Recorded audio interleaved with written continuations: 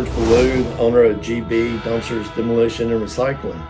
We have just now purchased our first crocodiles, hopefully of a few different locations, and to have some crocodiles at each location now from Jennifer here at Machinery Partner.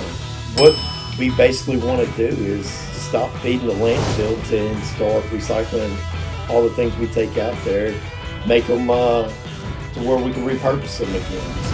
Take shingles and make asphalt for roads, make crushed concrete out of slabs of houses, trees into fuel for different plants. We want to just kind of make a spark in this industry, and I think the crocodile is the perfect item for what we needed.